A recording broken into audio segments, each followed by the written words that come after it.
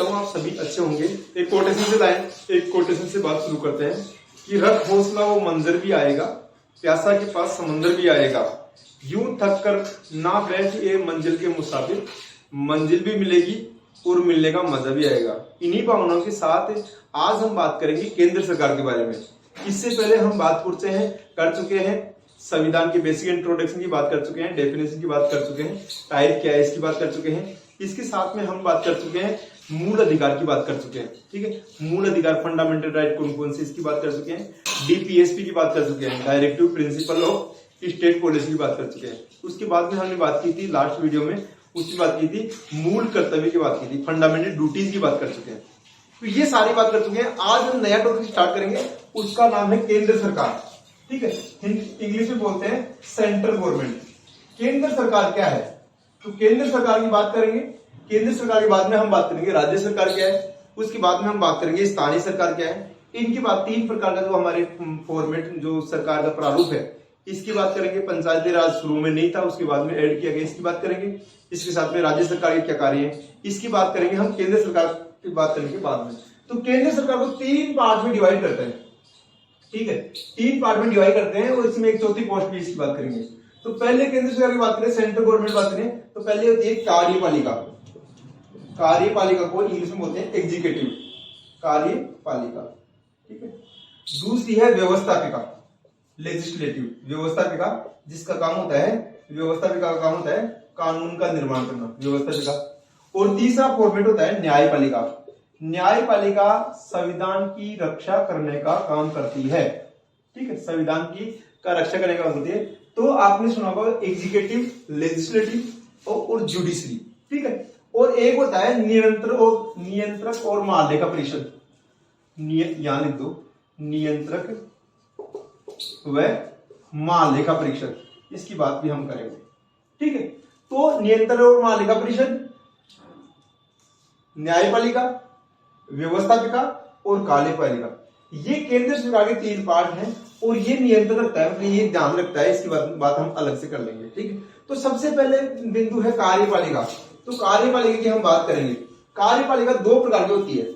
एक तो होती है नाम मात्र की कार्यपालिका, नाम मात्र की कार्यपालिका, नाम मात्र की कार्यपालिका होती है, और एक होती है वास्तविक कार्यपालिका। अब आप ये कहोगे कि सर ये नाम मात्र और वास्तविक कार्यपालिका क्या है, तो हम पहले बात करते हैं। नाम मात्र की कार्यपालिका में दो पोस्ट आती है। कौन सी पोस्ट? दो पोस्ट। कौन सी? एक तो राष्ट्रपति आता है, राष्ट्रपति की पोस्ट आती है, और एक होती है उपराष्ट्रपति। इसको प्रेसिडेंट बोलते हैं और इसको बोलते हैं वाइस प्रेसिडेंट। एक होती है उपराष्ट्रपति, राष्ट्रपति और उपराष्ट्रपति, दो पोस्ट आती है नाम मात्र की कार्यपालिका, मतलब ये कि। और दूसरा क्या है? दूसरा वास्तविक कार्य। इसमें आते हैं प्रधानमंत्री, पीएम एंड मिनिस्टर काउंसिल। ठीक है, एमसी मिनिस्टर काउंसिल आती है, प्रधानमंत्री और उसका मंत्रिपरिषद। प्रधान और मंत्री परिषद जो काम करते हैं ना, उसमें सहमति क्या किसी चाहिए? नाम मात्र कार्यपालिका में राष्ट्रपति की और सहमति, राष्ट्रपति और उपराष्ट्रपति की सहमति चाहिए उसमें। ठीक है, तो नाम मात्र की और कार्यपालिका वास्तविक कार्यपालिका है। इसमें हम बात करेंगे संसद की व्यवस्था में, संसद की बात करेंगे। ठीक है, इसमें आ जाएगा सुप्रीम कोर्ट, हाई कोर्ट और डिस्ट्रिक्ट कोर्ट। सुप्रीम कोर्ट उच्चतम न्यायालय, हाई कोर्ट उच्च न्यायालय, और इसको सेशन न्यायालय बोलते हैं, सेशन कोर्ट। ठीक है, तो ये प्रकार की हम बातें तीन प्रकार की बात करते हैं। ठीक है, सुप्रीम कोर्ट, हाई कोर्ट और सेशन कोर्ट, जिसका जिला न्यायालय बोलते हैं।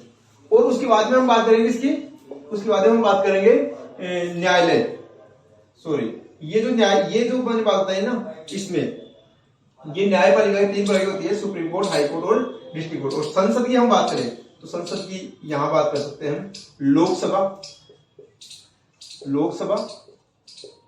राज्यसभा और राष्ट्रपति, प्रेसिडेंट जिसको बोलते हैं। तो हमने बात की कार्यपालिका, व्यवस्थापिका और न्यायपालिका। ठीक है, और ये नियंत्रण और महालेखा परिषद, इसकी हम बात अलग से करेंगे। ठीक है, व्यवस्थापिका में क्या है? लोकसभा, राज्यसभा और राष्ट्रपति आएगा। और संसद में क्या है? देखो, राष्ट्रपति यहां भी आ रहा है और यहां भी आ रहा है। संसद जो बनती है, संसद तीन पार्ट होते हैं संसद के, लोकसभा, राज्यसभा और राष्ट्रपति। और संसद के सदन दो हैं, लोकसभा और राज्यसभा। ठीक है, अब हम बात करते हैं इसकी न्यायपालिका में। न्यायपालिका में कौन से हैं? सुप्रीम कोर्ट, हाई कोर्ट और डिस्ट्रिक्ट कोर्ट। ठीक है, इन तीनों की हम बात करेंगे। तो आज हम कौन सा टॉपिक शुरू करने जा रहे हैं? आज हम शुरू करने जा रहे हैं हमारा कार्यपालिका। तो केंद्र सरकार की बात की हमने, केंद्र सरकार के प्रारूपों की बात की, और केंद्र सरकार में हम जिस टॉपिक की बात करेंगे उसका नाम है एग्जीक्यूटिव, जिसको बोलते हैं कार्यपालिका। कार्यपालिका की बात करें तो देखो, कार्यपालिका का स्वरूप है ना, अनेक देशों में अलग अलग है। मतलब कि अमेरिका में कार्यपालिका का स्वरूप अलग है। अमेरिका में अधिष्ठात्मक शासन है, वहां राष्ट्रपति सर्वेसर्वा होता है। और यहाँ क्या है? यहाँ प्रधानमंत्री सर्वेसर्वा होता है। यहाँ क्या है? यहाँ हमारे यहाँ पार्लियामेंट्री सिस्टम है। अब आप ये कहोगे कि पार्लियामेंट्री सिस्टम क्या है? तो पार्लियामेंट्री सिस्टम की हम बात करते हैं ना, तो पार्लियामेंट्री सिस्टम को हिंदी में कहते हैं संसदीय प्रणाली। संसदीय प्रणाली में प्रधानमंत्री सर्वेसर्वा होता है। प्रधानमंत्री क्या होता है? सर्वेसर्वा होता है संसदीय प्रणाली में। और जो अधिष्ठात्मक प्रणाली होती है, जिसको प्रेसिडेंशियल रूल कहते हैं, उसमें राष्ट्रपति सर्वेसर्वा होता है। ठीक है, और एक होती है अर्ध अधिष्ठात्मक प्रणाली, जैसे श्रीलंका में है। ठीक है, वहां जैसे श्रीलंका है, फ्रांस में, इनमें क्या है? अर्ध अधिष्ठात्मक शासन प्रणाली है। तो ये क्या होती है? ये होती है जिसमें राष्ट्रपति और प्रधानमंत्री की पावर सेम होती है। तो प्रेसिडेंशियल शासन में, जैसे अमेरिका का एग्जांपल दिया, अमेरिका में सर्वेसर्वा कौन है? जैसे अमेरिका है, चाइना है, रसिया है, इनमें प्रेसिडेंशियल शासन है, राष्ट्रपति सर्वेसर्वा होगा। ठीक है, और जो संसदीय प्रणाली है, पार्लियामेंट्री सिस्टम है, इनमें प्रधानमंत्री सर्वेसर्वा होता है, संसदीय प्रणाली है। ठीक है, इस प्रकार से यहाँ नाममात्र का है। हम बात कर रहे थे किसकी? कार्यपालिका की। तो आज हम बात करते हैं कार्यपालिका। कार्यपालिका मैंने कहा कि कार्यपालिका दो प्रकार की होती है। कार्यपालिका दो प्रकार की होती है, एक तो नाममात्र की और एक वास्तविक। एक तो नाममात्र की कार्यपालिका और एक वास्तविक कार्यपालिका। नाममात्र की और वास्तविक एक्चुअल वास्तविक हो गया, और नाममात्र। नाममात्र में क्या आएगी? राष्ट्रपति आएगा, राष्ट्रपति पद आएगा। जैसा मैंने पहले आपको टेबल में बताया था, राष्ट्रपति, और इसमें आ जाएगा एक उपराष्ट्रपति, वाइस प्रेसिडेंट, उपराष्ट्रपति। ओके, और उसके बाद वास्तविक में क्या आएगा? प्रधानमंत्री, मिनिस्टर ऑफ काउंसिल और पीएम। देखो, पीएम भी एक एमपी होता है, मेंबर ऑफ पार्लियामेंट होता है। जो पीएम होता है ना, पर पीएम जितने भी एमपी होते हैं, मेंबर ऑफ पार्लियामेंट होते हैं, जिसको एमपी को बोलते हैं हिंदी में सांसद होते हैं ना, तो समकक्षों में प्रथम होता है। समकक्षों में प्रथम होता है कौन? पीएम होता है। ठीक है, तो ये इतनी बात समझ में आ गई। अब आज हम बात करेंगे इसकी नाममात्र की जो कार्यपालिका है, इसमें हम बात करेंगे राष्ट्रपति की। प्रेसिडेंट की बात करेंगे। ये प्रेसिडेंट क्या है? प्रेसिडेंट की पावर कौन सी है? प्रेसिडेंट के क्या काम होते हैं? राष्ट्रपति का कितना इंपोर्टेंस है?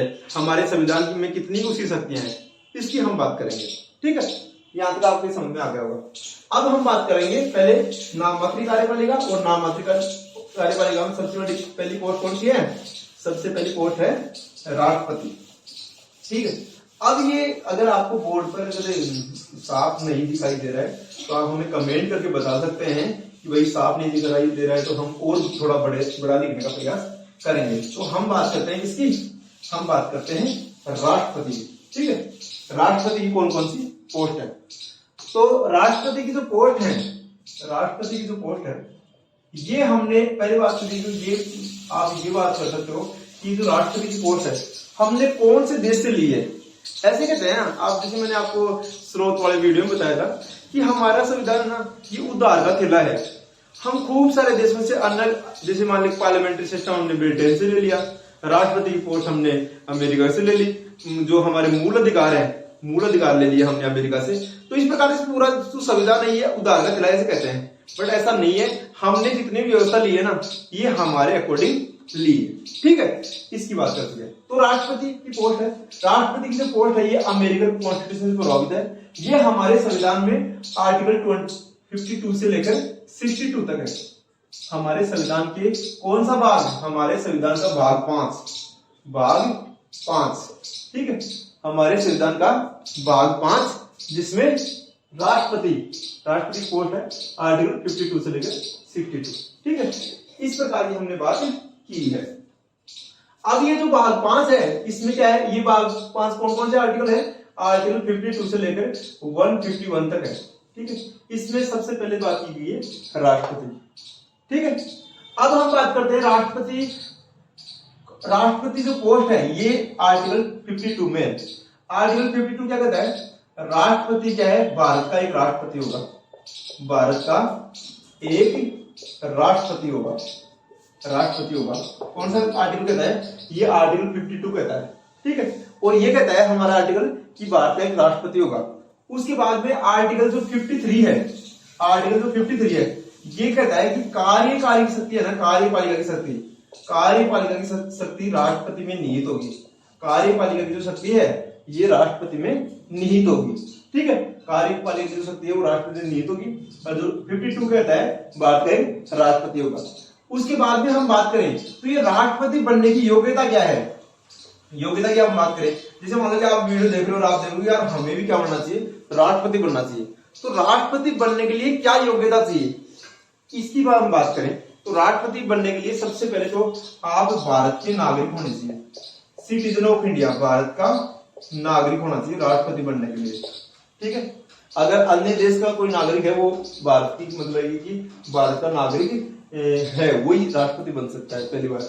दूसरी बात आप ये कहोगे कि दूसरा व्यक्ति, दूसरे देश का व्यक्ति आए और यहाँ की नागरिकता ले ले और उसके बाद क्या वो राष्ट्रपति बन सकता है, तो वो राष्ट्रपति बन सकता है। ठीक है, कहीं भी किसी भी बुक में ये नहीं लिखा हुआ है कि मूल नागरिक नहीं है। जैसे अमेरिकन कॉन्स्टिट्यूशन पढ़ते हैं ना, अमेरिका के संविधान की बात करें तो अमेरिका के संविधान में वहां का राष्ट्रपति बनने के लिए जन्मजात नागरिक होना चाहिए। अमेरिका का क्या होना चाहिए, जन्मजात। ठीक है, जन्मजात मतलब कि वहां उसका जन्म हुआ, वो जन्मजात नागरिक होना चाहिए। कहां का, अमेरिका का। अमेरिका संविधान, अमेरिका की संविधान में लिखा हुआ है ये बात, लेकिन भारत की संविधान क्या कहता है, वो ये कहता है कि भारत का नागरिक होना चाहिए वो। ठीक है, भारत का नागरिक होना चाहिए, नागरिक, यहां तो समझा गई। उसके बाद में उसकी जो एज है, जो आयु है, एज है वो कितनी होनी चाहिए, एज होनी चाहिए उसकी 35। जैसे मान लो कि आपकी एज 20 वर्ष है और आप ये कहो कि मुझे तो राष्ट्रपति बनना है, तो आपको राष्ट्रपति नहीं बनाया जाएगा, आपकी एज क्या होनी चाहिए, 35 प्लस होनी चाहिए। इसके साथ में जो राष्ट्रपति है वो हमारी लोकसभा, लोकसभा है, लोकसभा का जो सदस्य है, लोकसभा का जो एमपी है, मेंबर ऑफ पार्लियामेंट है, उसके चुनने योग्य होना चाहिए। ऐसा तो होना चाहिए वो लोकसभा का एमपी बन सके, इतनी उसमें योग्यता होनी चाहिए। ठीक है, तो भारत का नागरिक होना चाहिए, 35 एज होनी चाहिए, लोकसभा का सदस्य बनने की योग्यता रखना चाहिए। यहां तक समझ में आ गया। अब हम बात करें तो इसके साथ में क्या होना चाहिए, वो ऐसा कहते हैं कि पागल और दिवालिया नहीं होना चाहिए, लेकिन ऐसा लिखा हुआ नहीं है। ठीक है, तो ये इसकी योग्यता है। उसके बाद में हम बात करें, ये तो हो गई योग्यता। हमने पहले बात की आर्टिकल जो 52 है ये कहता है भारत का एक नागरिक होना चाहिए। उसके बाद में 53 ये कहता है कार्यपालिका की जो शक्ति है ये किसमें होगी, ये होगी राष्ट्रपति में निहित होगी। उसके बाद में ये कहता है कि बाद में मैं ये कह रहा हूं कि राष्ट्रपति बनने की जो योग्यता है वो हमारे आर्टिकल 58 में लिखी हुई है। ठीक है, इसके साथ में हम बात करें 58 के बाद में हम बात करें, अब उसके बाद में हम बात करें तो हमारे जो संविधान में नहीं, क्या हमारे संविधान में जो राष्ट्रपति की जो निर्वाचन प्रणाली है वो कैसी है। जो आर्टिकल हमारा 54 है, आर्टिकल 54 क्या कहता है कि भारत का क्या होना चाहिए, राष्ट्रपति होना चाहिए। तो आर्टिकल 54 क्या कहता है, 54 क्या कहता है, आर्टिकल 54 कहता है कि राष्ट्रपति का जो निर्वाचन है वो कैसे होगा, निर्वाचन की बात करता है आर्टिकल 54। तो हमारा जो राष्ट्रपति का जो निर्वाचन है वो होता है एकल संक्रमणीय मत प्रणाली के द्वारा। किसके द्वारा, एकल संक्रमणीय मत प्रणाली के द्वारा होता है। अब आप ये कहोगे कि सर ये क्या होती है, हमारे यहाँ दो प्रकार के इलेक्शन होते हैं। एक तो होते हैं first past the post system और एक होते हैं एकल संक्रमणीय मत प्रणाली। एकल संक्रमणीय मत प्रणाली के द्वारा राष्ट्रपति, हमारा देश के राष्ट्रपति, उपराष्ट्रपति और हमारी विधान परिषद के सदस्य और राज्यसभा के सदस्य, इनका क्या होगा, इनका जो चुनाव है ये एकल संक्रमणीय मत प्रणाली के द्वारा होगा। और दूसरी है first past the post system. First part the fourth system मतलब ये है कि सब जिसके first part the fourth system इसके द्वारा होता है, जिसमें क्या है कि जिस व्यक्ति के सबसे ज्यादा वोट आएंगे ना वही इसमें विजेता होता है। तो दो प्रकार के होते हैं। तो पहले मैं हम राष्ट्रपति की बात करते हैं, हम इसकी बात कर लेते हैं।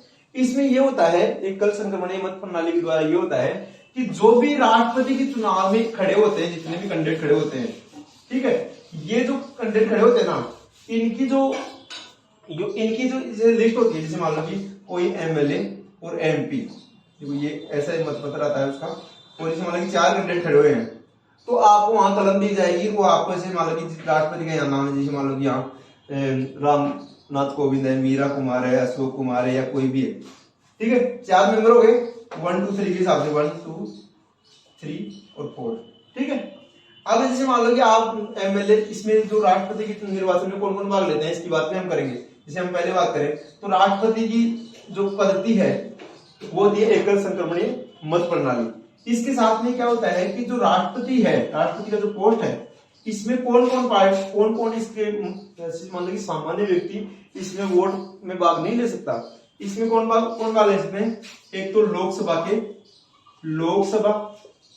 राज्यसभा और सभी 28 राज्यों की विधानसभा, ठीक है, लेजिस्लेटिव असेंबली, और विधानसभा के सदस्य, विधानसभा के एमएलए, ठीक है, और दिल्ली और पुदुचेरी विधानसभा के निर्वाचित सदस्य इसमें भाग लेते हैं।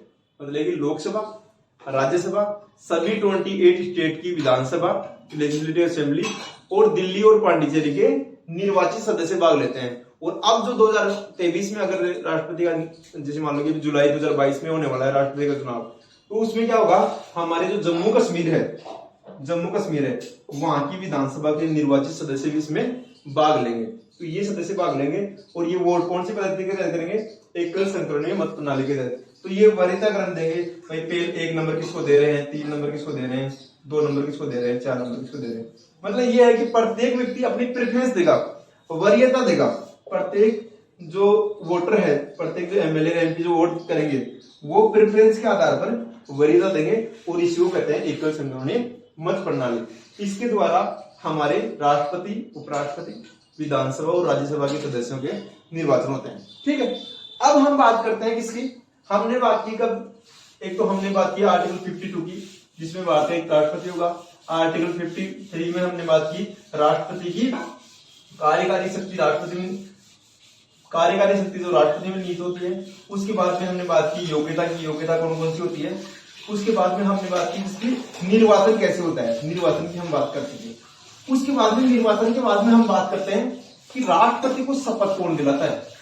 तो राष्ट्रपति, आप बताओ, आप कमेंट करके बताओ कि राष्ट्रपति को शपथ, वीडियो को पॉज कर दो और आप उसमें कमेंट में जाकर लिखो और ये बताओ कि राष्ट्रपति को शपथ कौन दिलाता है, ठीक है।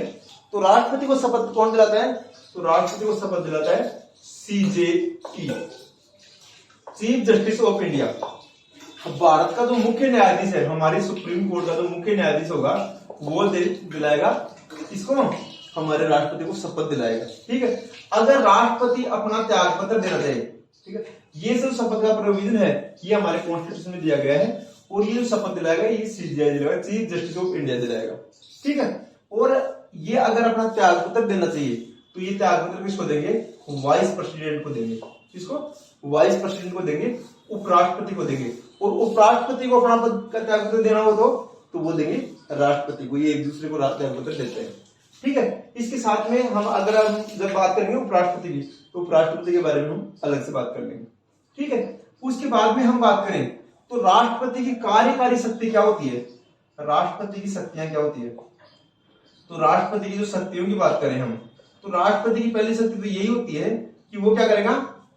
राष्ट्रपति की पहली शक्ति तो यही होती है कि वो मंत्रिमंडल में जितने भी काम होते हैं उनका लेखा जोखा करेगा।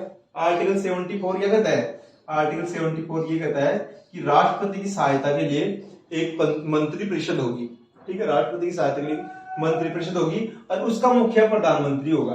तो प्रधानमंत्री की हम अलग से बात करेंगे, पोस्ट की हम बात में। तो जो शक्ति है, एक तो ये है कि जो संसद क्या काम कर रही है वो अकॉर्डिंग टू संविधान है या नहीं है, उसकी निगरानी रखती है। दूसरा ये कहती है हमारी जो संसद, हमारा जो इसकी शक्ति है जो लोकसभा है, एक तो है प्रधानमंत्री की नियुक्ति करता है राष्ट्रपति, प्रधानमंत्री की नियुक्ति करता है। UPSC, union public service commission, UPSC के अध्यक्ष की नियुक्ति करता है। वित्त आयोग, योजना आयोग, वित्त आयोग, योजना आयोग, इनके अध्यक्ष की नियुक्ति करता है। सभी राज्यों के जो राज्यपाल होते हैं और केंद्र शासित प्रदेश के जो क्या होते हैं, प्रशासक होते हैं, राज्यपाल होते हैं, उपराज्यपाल होते हैं, सभी की नियुक्ति कौन करता है? राज्यपाल और प्रशासक। राज्यपाल और प्रशासक की नियुक्ति कौन करेगा? राष्ट्रपति करेगा। कार्यकारी शक्ति है उसके पास। इसके साथ में ये त्यागपत्र भी किसको देंगे? राष्ट्रपति को देंगे। ठीक है, इसके साथ में हम बात करें तो जितने भी वित्त आयोग के अध्यक्ष की नियुक्ति करता है, और जो आपका ये है यूपीएससी है, यूपीएससी के अध्यक्ष की नियुक्ति कौन करता है? राष्ट्रपति करता है। इसके साथ में हम बात करें तो राष्ट्रपति को अगर पद से हटाना पड़े तो महाभियोग की प्रक्रिया यूज करते हैं। महाभियोग क्या, इम्पीचमेंट बोलते हैं इसको, महाभियोग बोलते हैं, इम्पीचमेंट। आर्टिकल 61 में, आर्टिकल 61 के तहत, आर्टिकल 61 में तो इसकी प्रक्रिया दे रखी है, लेकिन वैसे इसको आर्टिकल 56 में दे रखा है, 56 में दे रखा है। तो इसमें क्या दे रखी है? राष्ट्रपति किससे हट सकता है? महाभियोग से हट सकता है। ठीक है, अगर राष्ट्रपति, महाभियोग क्या होता है? महाभियोग के तहत लेकिन लोकसभा और राज्यसभा दोनों क्या कर सकती है? इसको मिलकर हटा सकती है। इसके साथ में हम बात करें तो राष्ट्रपति की अगर मृत्यु हो जाए, राष्ट्रपति की अगर मृत्यु हो जाए तो उसके लिए कौन ऑप्शन में कौन सा रहेगा? ऑप्शन में उपराष्ट्रपति काम करेगा। अगर राष्ट्रपति की अचानक मृत्यु हो जाती है या स्वास्थ्य ठीक नहीं रहता है तो उपराष्ट्रपति उसकी जगह काम करता है।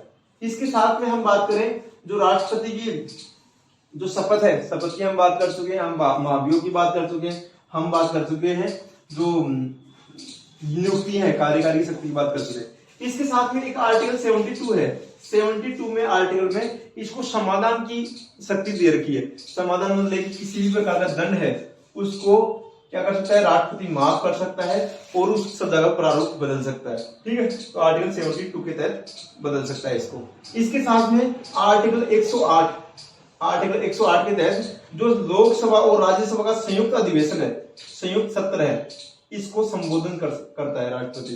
लोकसभा और राज्यसभा का नए वर्ष में और किसी भी प्रकार का कोई बिल पास नहीं हो रहा तो लोकसभा और राज्यसभा की क्या बैठेगी? दोनों की ज्वाइंट मीटिंग होगी। उसकी अध्यक्षता तो कौन करता है? लोकसभा स्पीकर। अध्यक्षता कौन करेगा? लोकसभा स्पीकर करेगा। और इसको संबोधन कौन करेगा? वो करेगा राष्ट्रपति। ठीक है, तो ये सारी हम बात कर रहे हैं राष्ट्रपति के बारे में। और राष्ट्रपति के बारे में ये पहला वीडियो है हमारा, और दूसरा वीडियो इसमें जितनी भी बातें वो रह गई है उनकी हम बात करेंगे नेक्स्ट वीडियो में बात करेंगे। और उम्मीद करता हूँ सभी चीजें समझ में आ गई होगी, और जो चीज समझ में नहीं आई उसकी हम बात करेंगे नेक्स्ट वीडियो में।